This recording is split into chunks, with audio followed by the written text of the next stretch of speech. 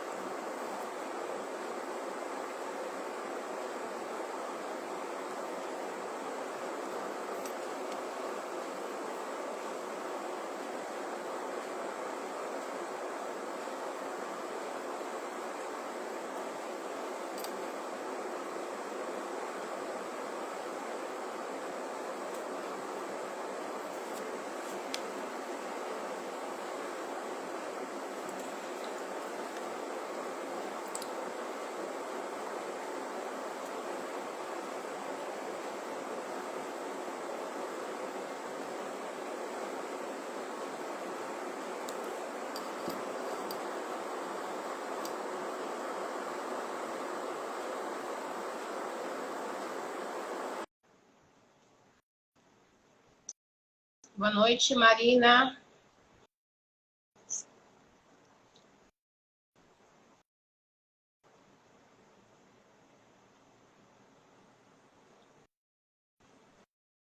A gente está dando mais um tempinho para nosso convidado da noite entrar.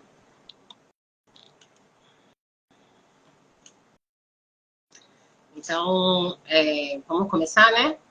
Eu queria agradecer a presença de quem já está aqui, né? A presença de quem vai depois estar vendo a nossa live gravada.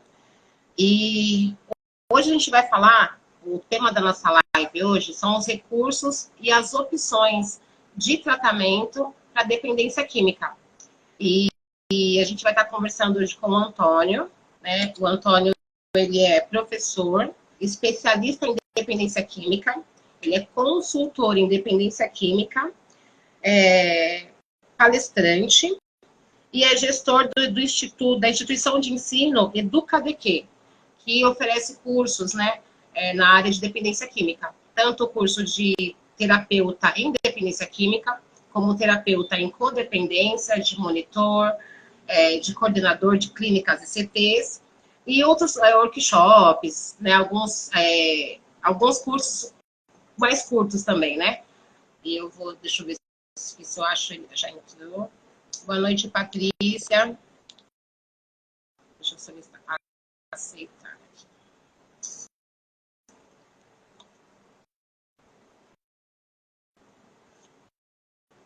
Antônia, se você estiver vendo minha solicitação, já pode aceitar. Eu te mandei aí. Aceitou. Boa noite, Cláudia. Meu vídeo está aparecendo normal para vocês? Não, ele tá virado, ele tá ao contrário, tá de ponta cabeça. Peraí que eu vou encerrar aqui e já.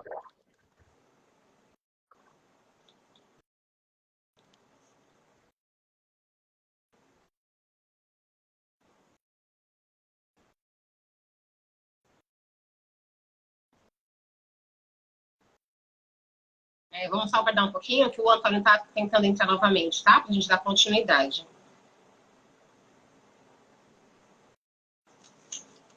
Então, a nossa live de a gente vai falar sobre os recursos e as opções de tratamento para dependência química. Boa noite. Sim, concordo. Concordo, Max. A gente só tá aguardando ele tá tendo, acho que, algum probleminha com a internet dele lá, com o aparelho dele, tá? E a gente já dá continuidade.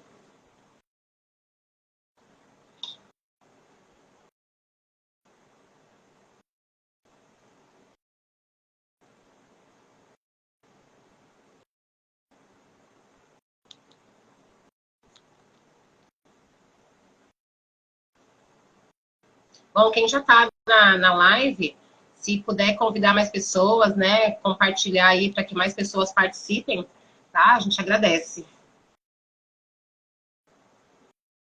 Compartilhar com os amigos, né? Para que mais pessoas façam parte dessa live aí, que vai ser bastante interessante.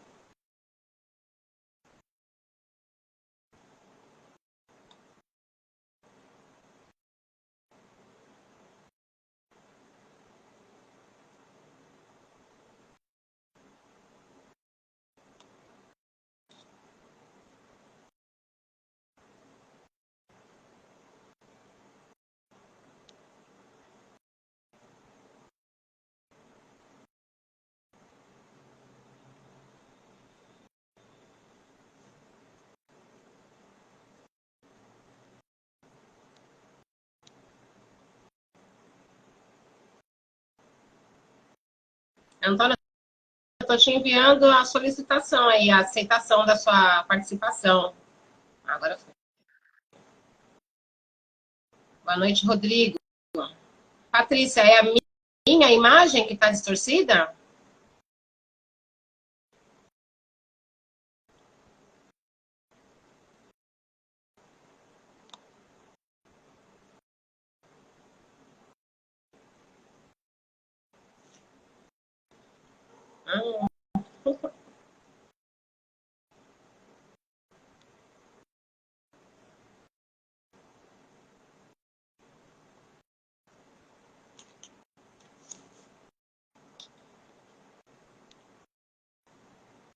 Boa noite, William.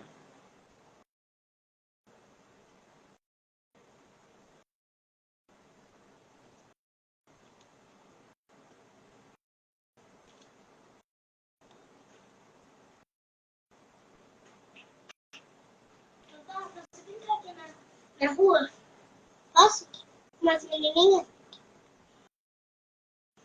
Hein? Posso? Não, mas eu posso ir lá dentro com ela? Posso? Desculpa, minha netinha está em casa. Ô, Antônio, você não tá carregando aqui. Eu aceito, mas não carrega.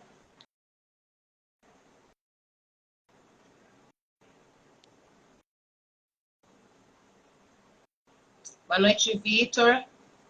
Flávia, boa noite.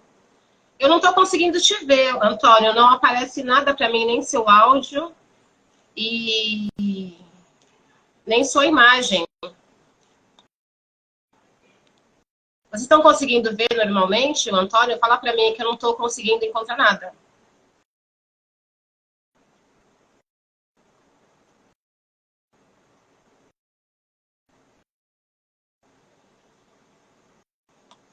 Então, para mim, aparece aqui, Antônio, só carregando a sua imagem. É, o Antônio não está aparecendo mesmo.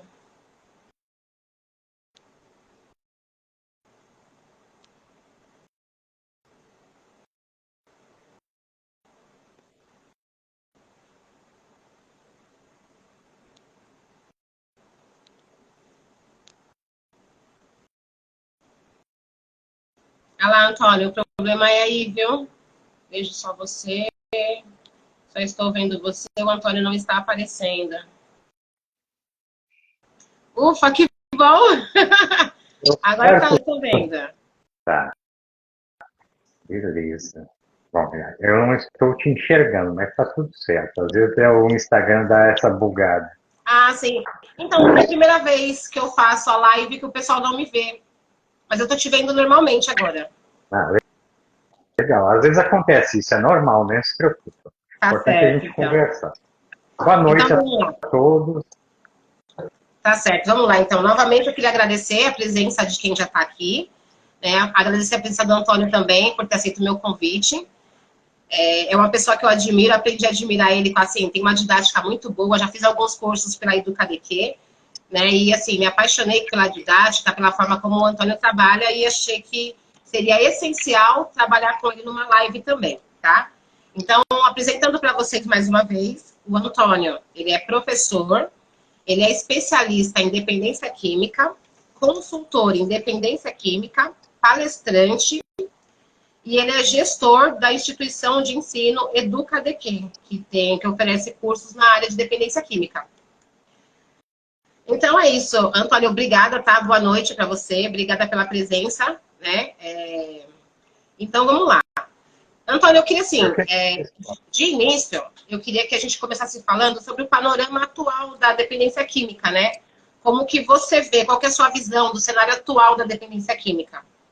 Eu acredito que no cenário atual é um problema muito mais social, coletivo, político, de segurança pública, de políticas públicas sobre abuso de substâncias, do que um problema individual. E esse é o grande X da questão, que a gente faz questão de, ao ministrar nossas aulas, ao orientar as pessoas, para observarem um todo.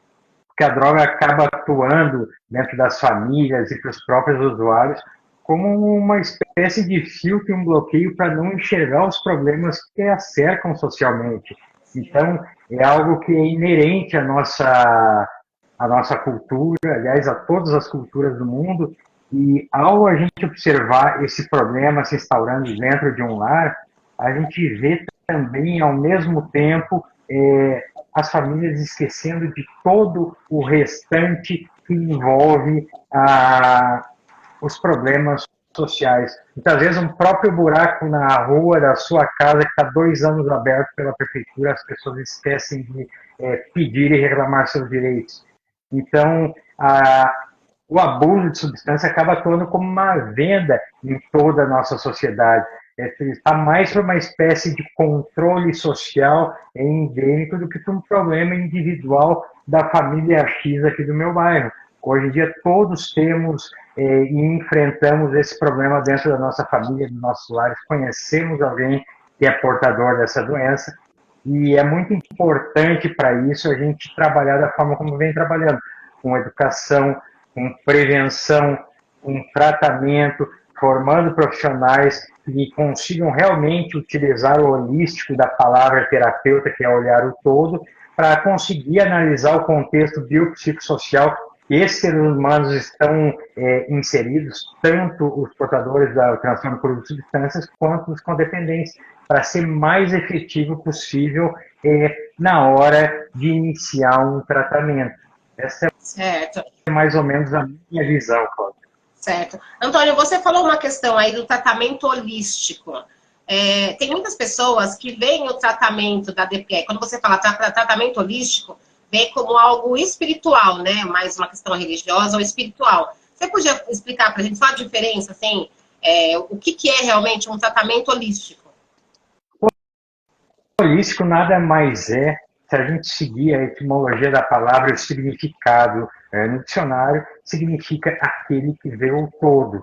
Nós, como terapeutas, eu vejo que tem psicólogos aqui na live, todos os profissionais de saúde mental são profissionais holísticos, porque a gente observa o todo, o contexto biopsicossocial do indivíduo no qual ele está inserido, para poder ser mais efetivo na hora de ofertar um tratamento para ele. Certo, certo. Então, assim, como que você vê também, Antônio, no caso, quais são os principais desafios enfrentados pelas pessoas que buscam um tratamento para dependência química? O primeiro desafio é a falta de informação que permeia o nosso meio. Esse é o principal. Como eu falei, a gente não tem uma cultura de prevenção a nível nacional, onde nas escolas as crianças, desde cedo, aprendem o que é substância, quais são as consequências, o que é estar dentro de um lar disfuncional, não conhecem os tipos de tratamento existentes, e quando se vê, a família se vê com esse problema dentro do lar, ou a pessoa também se observa, já é um pouco tarde e já está precisando de uma intervenção. O que seria intervenção? Às vezes uma internação. E eu gostaria de frisar bem que é o último dos recursos disponíveis a ser utilizado dentro de um quadro de abuso de substâncias. Então, a falta de informação, a falta de acesso a ela é o principal entrave inicial para se buscar um tratamento cedo, antes que o quadro se agrave. Certo, certo. Então, assim, Você acha que com essa coisa, a questão de divulgar mais, falar mais sobre a questão, apresentar mais o problema, tiraria um pouco da venda, no caso, né, das pessoas em ter que buscar o tratamento? Exatamente, desmistificar essa doença, que é o transtorno por uso de substâncias, que as pessoas acabam conhecendo aí erroneamente por dependência química, que é um estado que a pessoa está já em compulsão, aonde já está com seu livre-arbítrio comprometido, e como é que ela é caracterizada? A pessoa acaba usando para não sentir dor, e quando sente dor vai usar mais para não sentir, para não olhar para dentro de si mesmo. Esse caracteriza o estado de dependência química, que a pessoa está dedicando todo o seu tempo para adquirir ou usar mais substâncias. E quando não está usando, está pensando em como vai adquirir mais. Quando chega nesse momento, essa pessoa está colocando a própria vida em risco e a de terceiros. Isso é a premissa básica e está em qualquer laudo médico solicitando uma internação, seja voluntária, involuntária ou compulsória. Então, Sim. quando chega nesse ponto, precisa passar por um período de desintoxicação física e uma desintoxicação mental com um tratamento terapêutico, onde vai se reaprender a sentir prazer em pequenas atividades do dia a dia, onde essa pessoa já não conseguia mais desempenhar o seu papel. Certo, certo. Gente, quem tiver pergunta para fazer para o Antônio, já pode deixando na caixinha de perguntas, tá? Tem um íconezinho aqui com um ponto de interrogação, pode clicar ali já colocando. Go Souza. Quando o adicto não quer, não vê consequências. Legal essa tua colocação, G. Souza, porque hoje ainda falei justamente sobre isso. A gente tem que definir, e é sobre essa desmistificação que a gente tem que trabalhar em cima. Quando o adicto quer, não vê consequências. E o que é querer para uma pessoa que tem uma doença que é caracterizada pela falta do livre-arbítrio, pelo livre-arbítrio estar comprometido? Inicialmente, as pessoas acabam usando por algum motivo, seja curiosidade, seja querer fazer parte de um grupo. Algumas vão despertar algum gene adormecido da adicção que elas possuem, vão despertar uma compulsão. Outras, também por falta de informação, têm alguma comorbidade não diagnosticada na infância. Um exemplo mais clássico que eu posso trazer para vocês é um portador do transtorno por déficit de atenção. Aquela criança que está mais sozinha dentro de casa, não gosta de se misturar com os coleguinhas, está sempre no cantinho dela quietinho, é excelente aluno em determinadas matérias que conseguem reter sua atenção, nas outras suas notas são extremamente baixas. Se os pais tivessem conhecimento de como funciona esse transtorno também, levariam essa criança num psicólogo, num psiquiatra, seria tratada e provavelmente entrariam com alguma medicaçãozinha e ela teria uma vida plenamente normal, conseguindo ter atenção plena toda. Mas não, pela falta de informação lá com seus 13, 14, 15 anos, essa pessoa resolve experimentar uma droga, uma estimulante. Vamos falar da estimulante mais especificamente, ou uma cocaína, ou um crack, que se liga nos mesmos neuroreceptores e as medicações que transtornam a de atenção.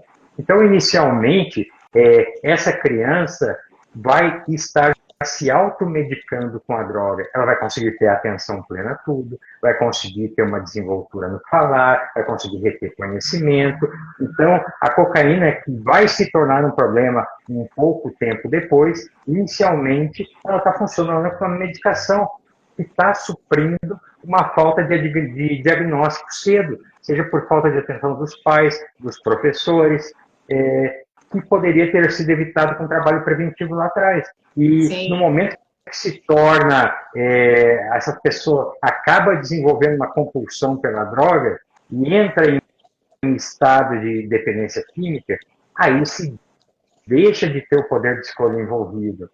Porque essa pessoa está buscando constantemente mais e mais e mais.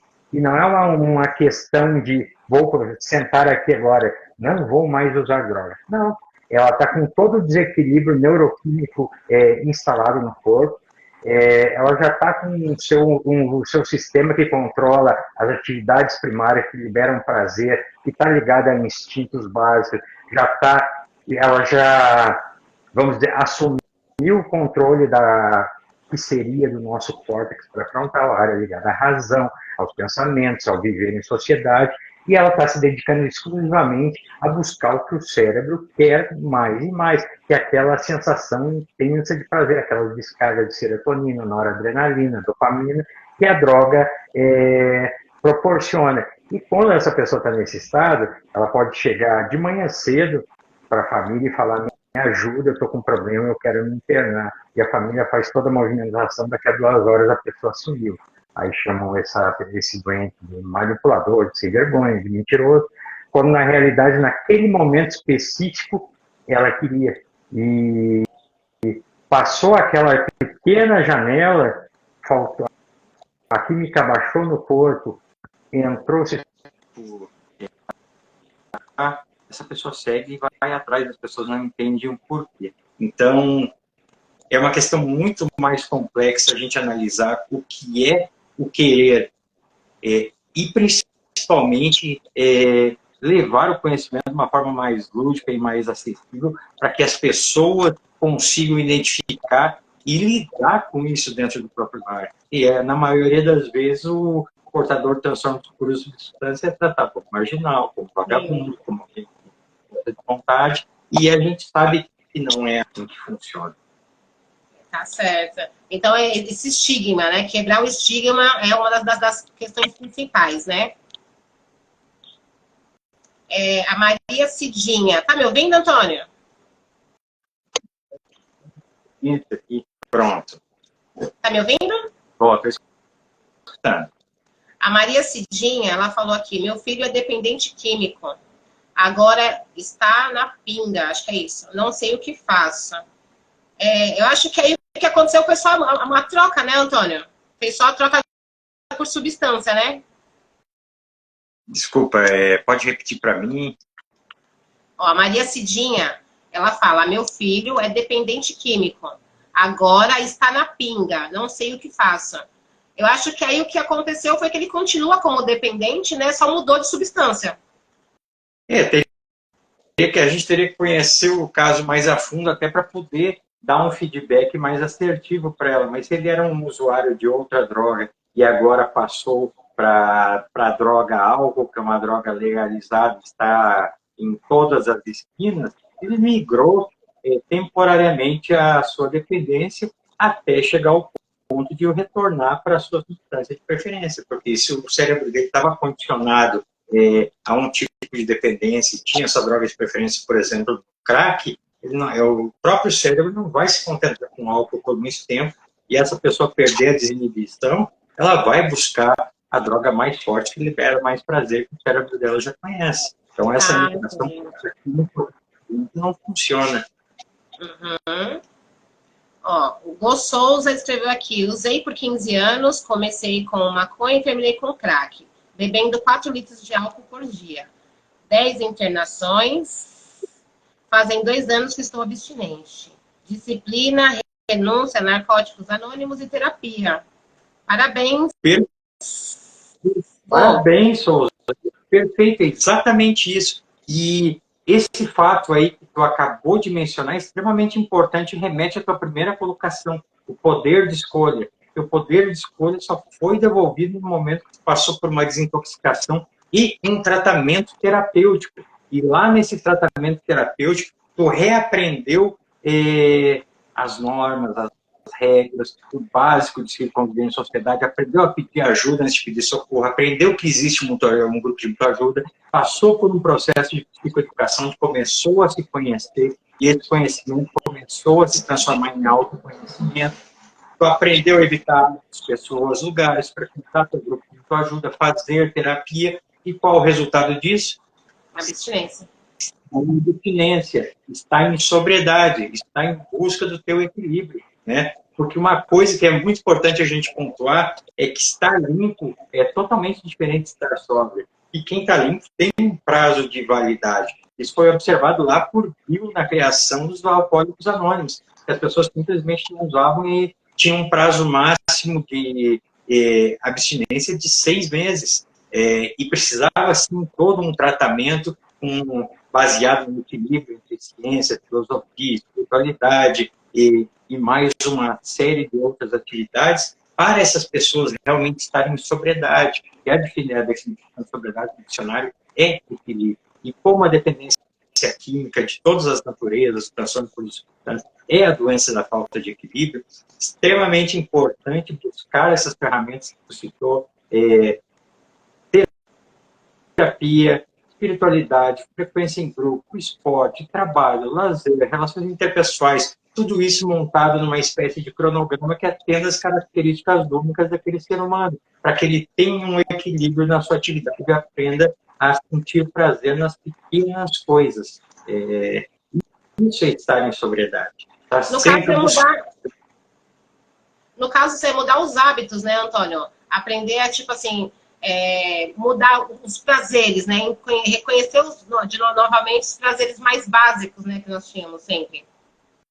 É exatamente isso, Cláudia, mas é um trabalho que precisa ser feito com todo o cuidado, porque essa pessoa que precisou passar por um processo de reabilitação, ou mesmo quem está em um tratamento ambulatorial, está passando por um hospital dia, hospital noite, está com seu terapeuta, está fazendo seu plano de prevenção de recaída, os profissionais envolvidos estão observando a realidade biopsicossocial daquele paciente, estão montando, juntamente com a participação dele, um plano de prevenção à recaída, está fazendo um trabalho de entrevista motivacional para motivar essa pessoa a dar seguimento no seu tratamento. Quando estão montando junto o plano de prevenção à recaída, não significa, para quem não entende, que ele vai ganhar umas instruções do que não fazer na rua para não recair. Não, seria muito fácil. A gente tem que reconhecer todas as características do paciente junto com ele, uma série de entrevistas, perguntas a serem que ele precisa responder, para identificarmos onde ele tem habilidade e onde ele tem inabilidades a lidar, que acabam se tornando situações gatilhos. E trabalhar essas situações gatilhos junto com o seu profissional de saúde mental são fundamentais para que ele enfrente o seu dia a dia de forma mais assertiva. Pensar sobre a própria vida. Tem um exercício que também está nas Irmandades de modo de mútua ajuda, que está lá no 10º passo, que é o inventário diário, e dentro da terapia cognitiva comportamental chamamos de diário de sentimentos. Ali a pessoa passa todos os dias a exercitar propriamente, a se observar. Tive determinado sentimento diante de determinada situação, hoje me sinto feliz com tal coisa. Aí a gente vai investigando o que deixou ali mais feliz, o que despertou a curiosidade, por que ele reagiu de forma negativa perante a situação, e vamos trabalhando junto, criando ferramentas. E não significa que esse plano de prevenção à recaída vai ser uma coisa estática. Não, ele vai evoluindo junto com o paciente. E conforme o paciente vai superando algumas dificuldades, vão surgindo outras. É como se fosse um ajuste fino. Por isso a importância de se estar em terapia, por isso a importância de ter um terapeuta e não olhe apenas para aquele paciente 15 minutos antes do horário dele na sua sessão, que às vezes é semanal, às vezes é quinzenal, estar em contato constante, diário, isso é, recebendo um feedback do seu paciente, recebendo esse diário, tirando um tempo do seu dia para escutar, para dar o retorno, para criar um vínculo, um elo de confiança, para que se consiga interagir com esse paciente em tempo real, porque a gente sabe que transtorno por uso de substância é uma doença muito traiçoeira. Às vezes bastam 15 minutos ali para virar uma chave dentro do paciente quando está tudo bem e depois ninguém entendeu o porquê vou usar. Então, esse acompanhamento é fundamental para a manutenção da abstinência do nosso paciente. A gente se colocar em uma posição de disponibilidade para ele, de uma pessoa de confiança que está pronto ali para ajudar qualquer um. Certo. Antônio, você falou do Diário das Emoções e eu queria só falar mais uma coisinha. O Diário das Emoções, a gente usa bastante ele na questão de se identificar, né? No autoconhecimento. Você analisar o que realmente, quem é você diante de certas situações, né? Como que você reage a certas situações. E quando a gente coloca no papel, a gente consegue depois fazer uma avaliação mais precisa do que só quando a gente passa pela situação sem vivenciar ela, né? Então, é você estar no momento, vivenciar a situação, sentir, se permitir sentir, porque muitas vezes a gente não se permite sentir, né? Seja lá a emoção que você tenha ela como uma valência negativa ou como valência positiva, né? Que a gente tem essa avaliação. Emoções que te deixam feliz, que demonstram empatia, amor, então são emoções de valência negativa, positiva. Uma emoção como raiva, o estresse, a gente tem como emoção de valência negativa, né? E quando você coloca no papel, você consegue avaliar ela e entender o que te levou àquilo e consegue, de repente, buscar no fundo ali o que pode desencadear, de repente, alguns gatilhos em você, de acordo com algumas emoções, né? E é isso aí. Tem um papel muito importante também nesse diário, que é um exercício aparentemente simples. O paciente conhecer os próprios sentimentos e internalizar também o funcionamento do diário. Acaba sendo uma ferramenta simples, mas altamente eficaz que trabalha a neuroplasticidade cerebral. Porque a gente sabe que um hábito novo, para ser internalizado para o nosso cérebro, para ir para o campo subconsciente, demora cerca de 45 dias com um trabalho intensivo diário. Ao fazer diariamente esse diário de sentimentos, que a pessoa inicialmente vai relatar aquilo que não faz bem, o porquê teve reações negativas ou positivas diante de determinadas situações, com o passar do tempo, e quanto mais ele se acostuma a fazer, mais rico em detalhes vai ficando, e o resultado disso é que, um pouco mais para frente, com a ajuda do terapeuta que está trabalhando com ele, essa pessoa, antes de agir, esse é o objetivo do diário de sentimentos, ela já vai estar tão condicionada a pensar sobre suas reações perante as atitudes que ela tem perante os estímulos externos, que ela vai começar a pensar antes de agir. E aí a gente sabe que esse diário já está fazendo efeito prático na vida dela.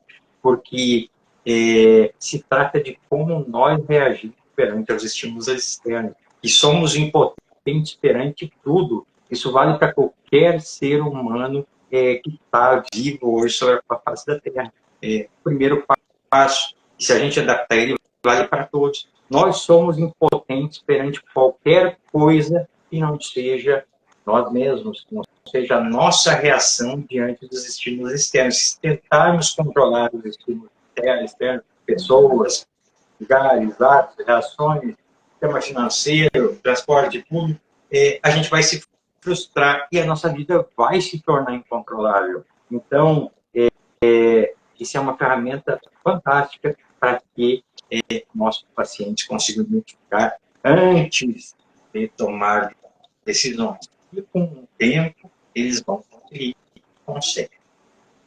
Ah, legal, Antônio. Muito obrigada. Então, continuando, né? Eu queria que você falasse um pouquinho para a gente qual que é o papel da família e dos amigos como um suporte inicial, no caso da pessoa que está buscando por um tratamento. Tem uma família, amigos, uma rede de apoio e confiança tem um papel crucial na manutenção da sobriedade desse ser humano portador de transtorno por substâncias, porque além de estarem em convívio constante com ele, também precisam passar por um processo de purificação para conhecer a doença, para conhecer as nuances que a doença tem, para que eles possam ser efetivos para ajudar essa pessoa, para orientar, para sinalizar, porque assim como família e amigos podem ser, estão fundamentais para a manutenção da sobriedade, que a gente vê hoje uma falta de conhecimento que é nesse meio, é que eles também são os principais meios facilitadores para que os pacientes que buscam recuperação recaiam, porque o paciente vai buscando evoluir, vai buscando se melhorar, e teoricamente, essa que era para ser uma rede de apoio,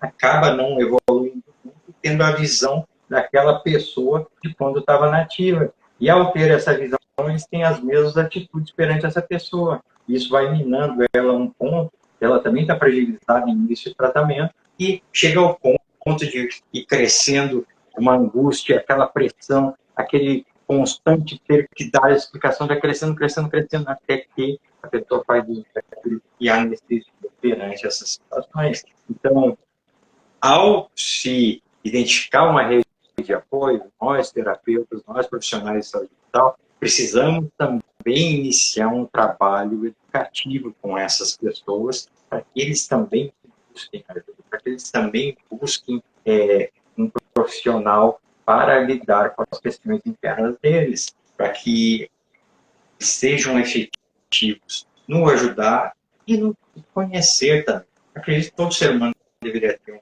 profissional de saúde mental. No caso, a família se torna codependente, né, Antônio? E muitos da família, algumas pessoas da família se tornam codependentes e precisam também buscar ajuda para elas próprias, né? Eu ouvi alguns casos, assim, de pessoas de codependentes que, por conta da convivência com o dependente químico, acabaram entrando em depressão. Então, assim, a família adoeceu junto com o dependente, né? Cada um na sua forma, mas adoeceu junto com o dependente. É muito importante buscar ajuda, buscar conhecimento, que a gente também observa uma quantidade significativa de familiares que acabam também desenvolvendo um certo grau de dependência em medicações indevidas para aliviar o próprio sentimento de saber que está com um familiar na rua, que está uma noite fora de casa, eles não sabem se está vivo, se está morto, acabam fazendo abuso de medicação e, com o passar do tempo, eles também já se tornam dependentes nessas drogas, sejam lícitas, sejam ilícitas, e não se aceitam na mesma condição do seu familiar. É algo extremamente ofensivo até se abordar esse assunto. Então, é importante, existem inúmeros grupos de apoio, de ajuda para familiares que levam informação. A gente tem Amor Exigente aí como um expoente de ajuda, temos o Código Dependentes Anônimos, temos uma série de outros grupos que também, dentro das próprias Irmandades de NA, de AA, tem grupos específicos dentro dela que funcionam em paralelo às reuniões, que são voltadas para família, para jovens, para todo o entorno do adicto, para que eles também evoluam junto, busquem conhecimento, tratamento, saibam como lidar consigo mesmo e acabar com o objetivo de melhorar o entorno de todos, né? Porque a gente sabe que onde um melhora, o seu entorno também vai melhorar. Aprender com o próximo e principalmente consigo mesmo e como essa pessoa reage aos estímulos internos. Entender que também é impotente perante a outra pessoa, perante o próximo. Certo. Antônio, uma coisinha que você falou aí sobre os grupos de ajuda mútua e que eu vejo bastante, né? O pessoal tem um pouco também de preconceito em buscar ajuda, porque as pessoas olham para os grupos de mútua ajuda ou mesmo o programa terapêutico como assim, o último dos últimos casos, né? Para eu buscar, eu tenho que estar num nível de fundo do poço, fundo do poço, fundo do poço umas 3 vezes, né? Então, eu queria que você falasse um pouquinho sobre isso, Antônio. Sobre essa questão do que são, né, os grupos de ajuda mútua, e para que a gente conseguisse, de repente, mostrar para as pessoas que não é você estar no fundo do poço que você tem que buscar ajuda. O grupo de mútua ajuda nada mais são do que pessoas que passaram ou passam por situações parecidas. Então, ali para dar força, para dar apoio uma para a outra, para levar conhecimento, existe toda uma literatura para que se conheça, tá? Então, o grupo de mútua ajuda é extremamente importante para que as pessoas tenham contato com um transtorno, com um adulto que está envolvido, comecem a adquirir conhecimento. Existe em todas as cidades, todas as regiões do Brasil, além disso, hoje em dia a gente tem essa modalidade de EAD é fantástica. Só o Narcóticos Anônimos, por exemplo, tem mais de 3.600 reuniões semanais, qualquer horário que vocês imaginarem. Então, acontece o mesmo fenômeno com com Amor e Regente, com N outros grupos diferentes. Então, essa questão de as pessoas ficarem envergonhadas, constrangidas de procurar, já é uma não aceitação da própria doença, já é uma necessidade de aprovação para a sociedade. Meu Deus, a minha família é perfeita, não posso... Saiba que eu tenho esse problema dentro da minha casa, sendo que esse problema está na casa de todas as pessoas. E enquanto a gente não tratar isso de forma natural, de forma com um olhar científico envolvido, que é uma coisa comum, infelizmente, as pessoas vão continuar tendo esse comportamento de constrangimento em relação a pedir ajuda. E esse comportamento agrava o quadro que se tem dentro de casa, porque ele vai crescendo até um determinado ponto que a pessoa também praticamente explodindo, até que daí ela vai pedir ajuda. Aí daqui a pouco ela olha lá dentro, mas Zezinho, Mariazinha aí, está todo mundo passando pelo mesmo perrengue ali, já à noite, Leonardo. Então é extremamente importante isso. Isso aí está lá onde, Cláudia, que a gente falou no início da live, falta de um trabalho de prevenção. Sim, sim. Legal. Não. Antônio, outra coisa. Eu acho que é uma questão também importante a gente passar, no caso, acho que mais para a família, né? Essa questão de identificar os sinais precoces da dependência química, tanto para a família, né, como para a própria pessoa, que muitas vezes não se identifica, né? Acha que não está precisando de buscar uma ajuda. Eu queria que você falasse um pouquinho sobre isso. Os sinais, né, precoces de uma dependência química. Como que a gente pode avaliar isso? No caso, a própria pessoa, né? Vamos lá, os sinais precoces. A gente já pode começar a identificar quando criança mesmo. Vocês viram o exemplo que eu dei ali de uma criança que se sente sozinha, gosta de estar o tempo todo sozinha, isolada, que tem uma disparidade em notas dentro do próprio boletim. Essa criança já aparenta características de um transtorno e também pode levar a desenvolver uma dependência química. Estou falando de transtorno por déficit de atenção. A gente pode pegar uma pessoa, uma criança mesmo, que tenha um certo grau de fobia social, que não consegue conviver em público, fica desesperado só ao fato de ter que sair de casa. E a gente sabe que pessoas que têm o transtorno da fobia social, elas têm uma propensão de cerca de 30% a 35% de desenvolver um alcoolismo, porque inicialmente o álcool também vai funcionar como um remédio para essas pessoas, para eles se desinibirem, para poder ir dançar numa festinha, para poder conversar com a menininha, com o menininho, para poder se interagir em grupo. Inicialmente é algo que funciona como uma medicação. A gente já está vendo sinais assim. E sinais mais claros para tardiamente, já depois que a pessoa começou a fazer uso, é a mudança de comportamento que esses seres humanos apresentam na própria casa, mudança de padrão. E antes eles agiam de uma maneira, começam a agir de outra, começam a chegar tarde, começam a se prejudicar em ambiente escolar, em trabalho, começam o que era uma festinha de final de semana, agora passa a ter 3 vezes por semana, começa a chegar de manhã em casa.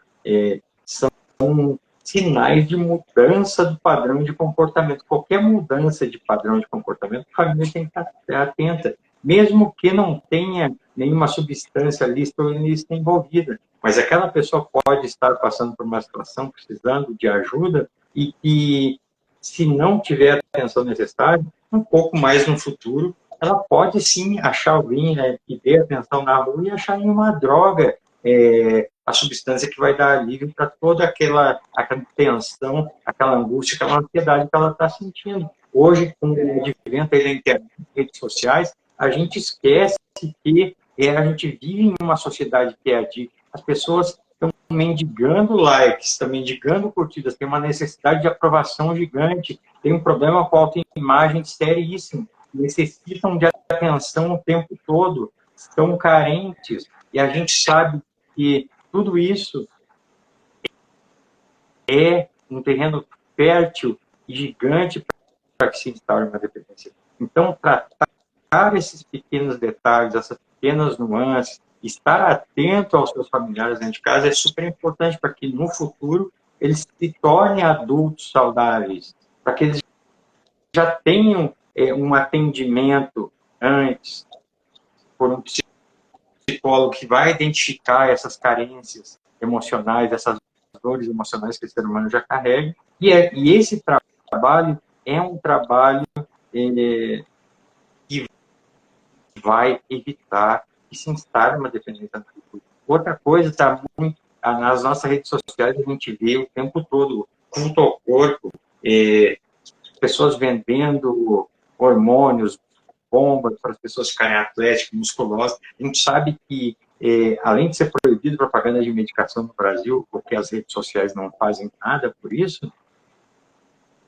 muitas dessas pessoas que acabam transformando o corpo, se tornando algumas monstruosidades, elas têm um transtorno que se chama de dismorfia corporal. Elas não se enxergam como realmente são. Da mesma forma que um bulímico se enxerga no espelho e se vê o tempo todo magro, essas pessoas se veem o tempo todo pequenas, precisam crescer mais, o braço está muito pequeno, e vão injetando doses cada vez mais cavalares aí de substâncias que eles nem sabem quais são, só para fazer o corpo crescer. Passam dias e dias em fazer homens e mulheres. E a gente sabe que em pouco tempo pode ocorrer uma tragédia, as pessoas vão ter um prejuízo de saúde lá na frente. Então precisa ter toda uma atenção, todo um trabalho de base preventivo para que essas pessoas tenham a saúde mental em dia. É um trabalho de prevenção, estar atento ao que está acontecendo na nossa família. O próprio estar com o telefone na mão o tempo todo já é preocupante. A gente sabe que existe a dependência digital também.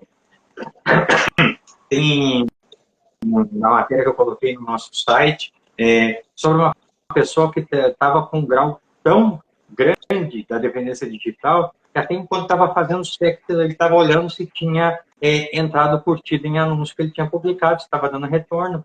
Ele arrancava fios de cabelo. Então, como eu falo, a gente vive numa sociedade adicta. Quem usa drogas lícitas ou ilícitas é apenas a ferida exposta dessa sociedade e que a imensa maioria das pessoas acaba por virar o rosto e fingir que não existe. Mas é o reflexo de todo que a gente vive. Certo, legal, Antônio. Você tinha comentado, acho que foi no começo da live, que a internação, no caso, é o último caso, né? No caso, seria a última etapa a ser tentada, né? Eu queria que você falasse um pouquinho sobre as vantagens e desvantagens dos programas ambulatoriais e de internação. Existem uma série de tipos de tratamentos antes de chegar ao último estágio, que é a internação, que é privar aquela pessoa da liberdade dela para que ela fique num local de tratamento.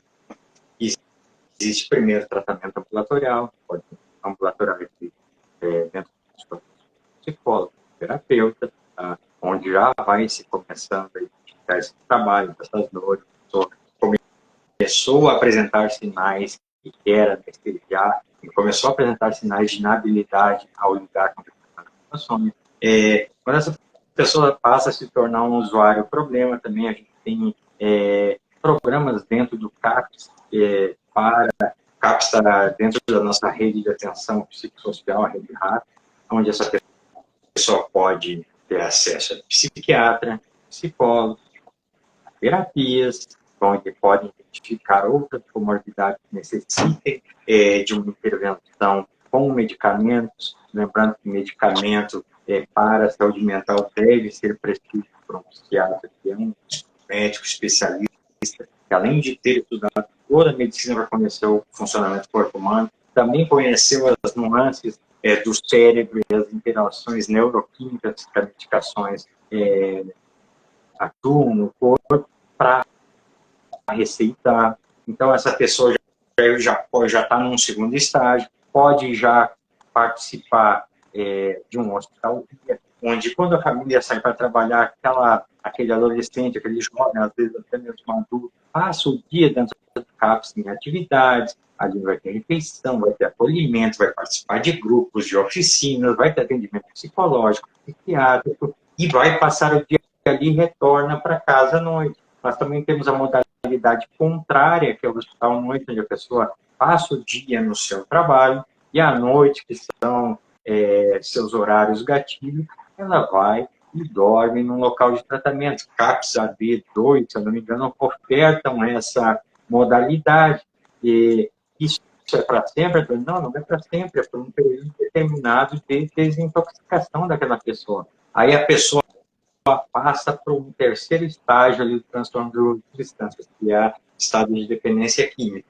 Aí chegou nesse estado, essa pessoa precisa de uma intervenção, e esse é o último estágio. Essa intervenção, ela se dá com a retirada desse indivíduo da sociedade, seja voluntariamente, involuntariamente ou de forma compulsória, que é quando a justiça determina que aquela pessoa está colocando a própria vida em risco de terceiros, automaticamente ela é interditada pela justiça e se resgata ela e se coloca numa clínica especializada no tratamento de dependência química, né? Então, essas pessoas passam, quando estão nesse estágio aí, voluntário, involuntário, compulsório, por desintoxicação física e por reeducação mental, enquanto estão passando por um processo de psicoterapia, em grupo individual, por alguns meses até readquirir novos hábitos e os profissionais de saúde mental identificarem que elas estão aptas a voltar para a sociedade.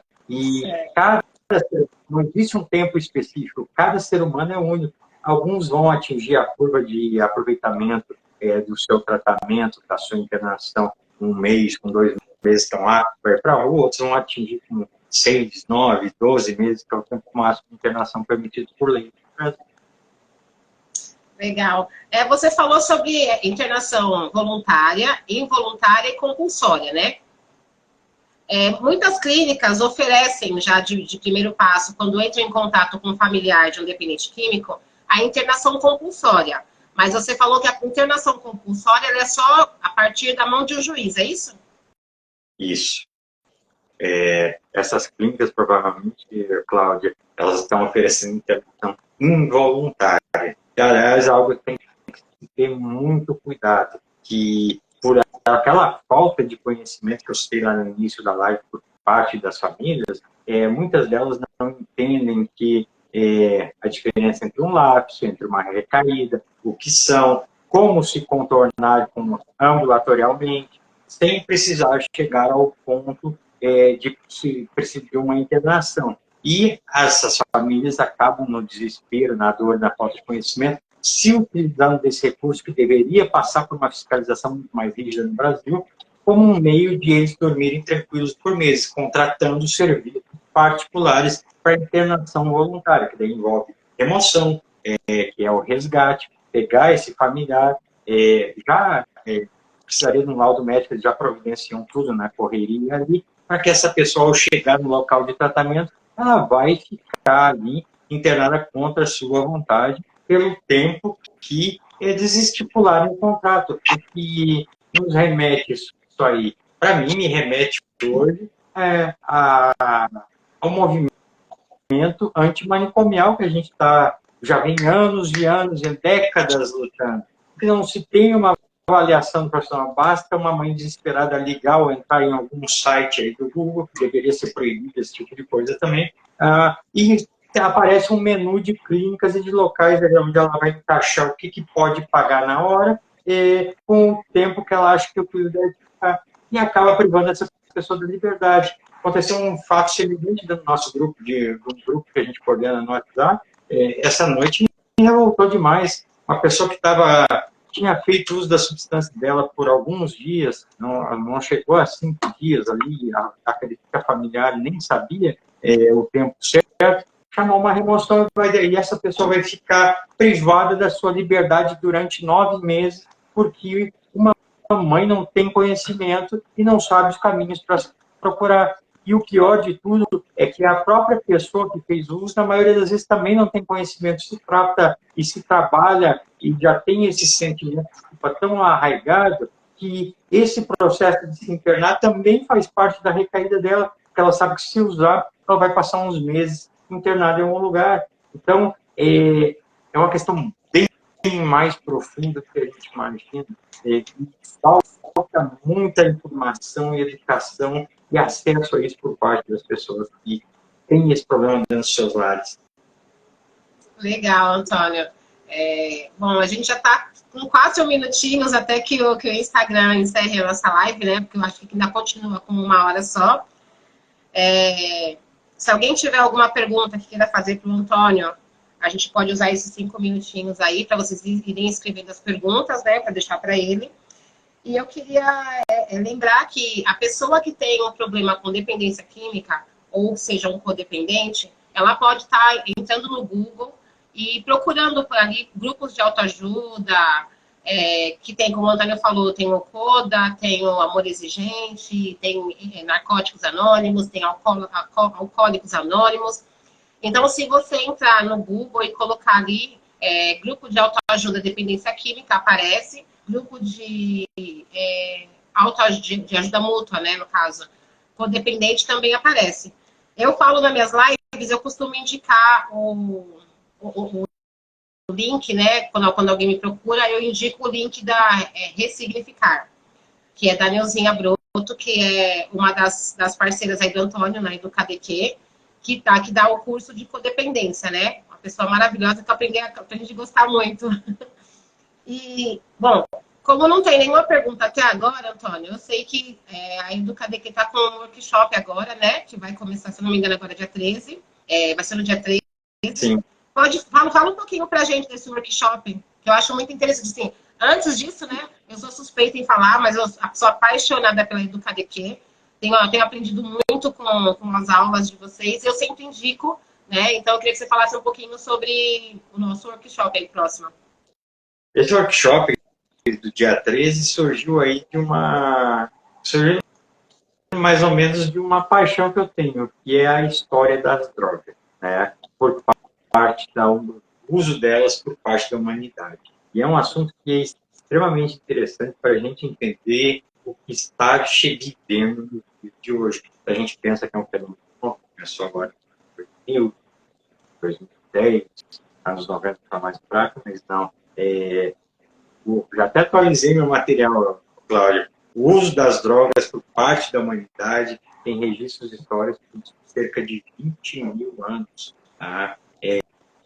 Então, permeou toda a nossa cultura, a nossa civilização, todos os povos envolvidos, surgiram religiões, surgiram impérios, caíram impérios, tudo em função de substâncias psicoativas.